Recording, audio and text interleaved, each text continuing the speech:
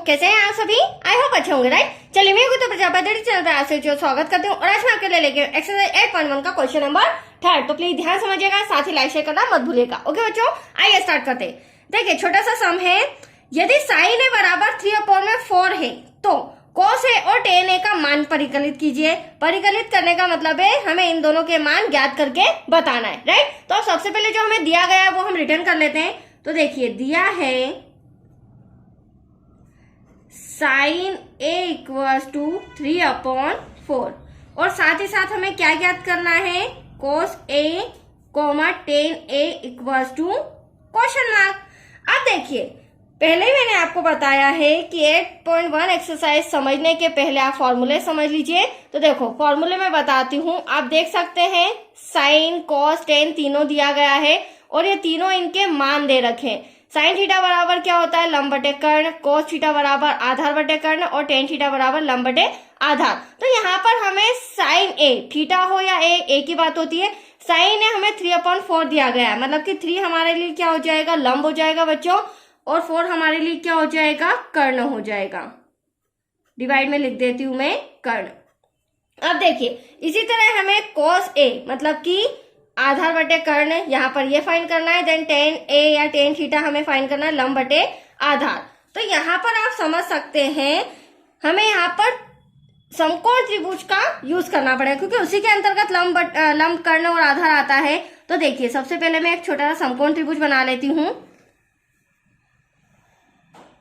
देखिए बच्चों ये हो जाएगा हमारा ए बी देन सी। अब बी यहाँ पर आ रहा है तो बी के ऊपर कितने डिग्री का एंगल बन रहा है, 90 डिग्री। और 90 डिग्री के सामने वाली भुजा हमेशा क्या कहलाती है, कर्ण कहलाती है, राइट। अब हमें यहाँ पे सम के अंदर एंगल ए दे रखा है, तो ध्यान समझिएगा, इंपॉर्टेंट पॉइंट है। यदि एंगल ए दिया होता है तो कोई सा भी एंगल हो तो एंगल के सामने वाले भुजा क्या कहलाती है, हमेशा लंब कहलाती है। तो अब आप देख सकते हैं यहाँ पर एंगल ए यहाँ पर है तो उसके सामने वाली भुजा ये लंब हो जाएगी, देन ये क्या हो जाएगा, हमारा आधार हो जाएगा, राइट। और अगर हम एंगल ए यहाँ पर लेते हैं, सपोज ए बी सी, तो यहाँ पर एंगल ए बनता तो ए के सामने वाली भुजा ये हमारी लंब हो जाती, देन ये हमारी आधार हो जाती। तो आपको ये 2 पॉइंट ध्यान में रखना है, 90 डिग्री के सामने वाली भुजा कर्ण होती है और कोण के सामने वाली भुजा लंब होती है, जो कि हमें हर सम में रिपीट करती हूँ, ठीक है बच्चों। चलिए अब सबसे पहले हमें लंब कितना दिया गया, 3, उसे मैं यहाँ लिख लेती हूँ ब्रैकेट में।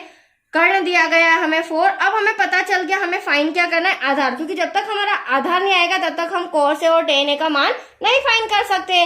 और आधार लाने के लिए यहाँ पर हमें पाइथागोरस प्रमेय का यूज करना होगा। तो हम लिखेंगे, चूंकि हम जानते हैं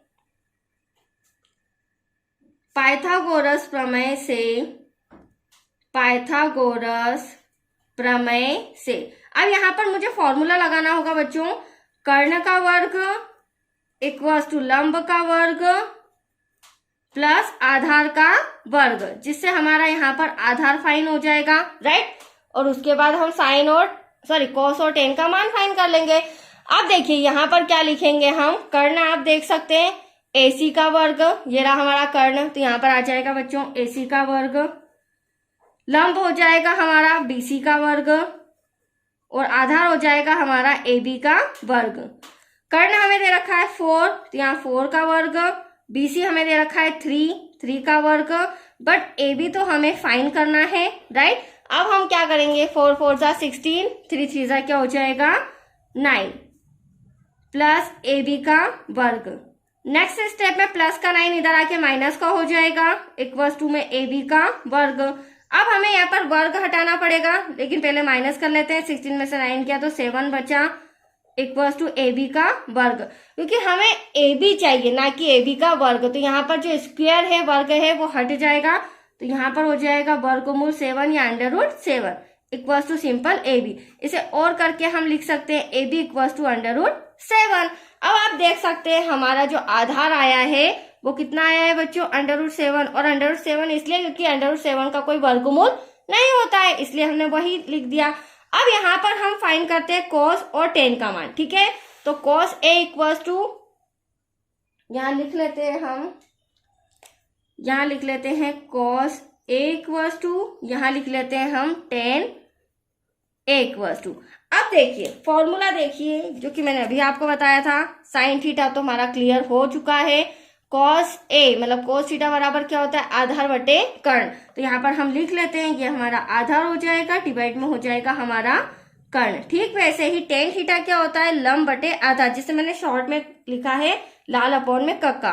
तो एल हमारा यहाँ पर लंब हो जाएगा, ए हमारा यहाँ पर आधार हो जाएगा। Any doubt? चलिए अब इनकी वैल्यू पुट करते हैं, वेरी सिंपल। अब आप आ जाइए ड्रॉ में, आधार बटे कर्ण, तो आधार कितना है √7, देन कर्ण कितना है 4, तो √7 अपॉन में क्या आ जाएगा हमारा 4। तो ये हो गया हमारा cos a का मान, जिसे हमने फाइंड कर लिया है बच्चों। ठीक ऐसे ही tan a का मान लंब बटे आधार, तो लंब हमारा कितना है 3, देन आधार है √7। तो आया आपको समझ में, यहाँ हो जाएगा हमारा 3 और डिवाइड में हो जाएगा √7। ये आ गए आपके सामने दोनों के मान इजीली। बट सबसे इम्पोर्टेंट पॉइंट, ये 2 पॉइंट याद रखना है, कौन के सामने वाली भुजा लंब और 90 डिग्री के सामने वाली भुजा कर्ण होती है। ठीक है बच्चों, तो आज के लिए इतना ही। नेक्स्ट वीडियो मिलेगा आपको क्वेश्चन 4 से रिलेटेड। ओके, थैंक यू बच्चों।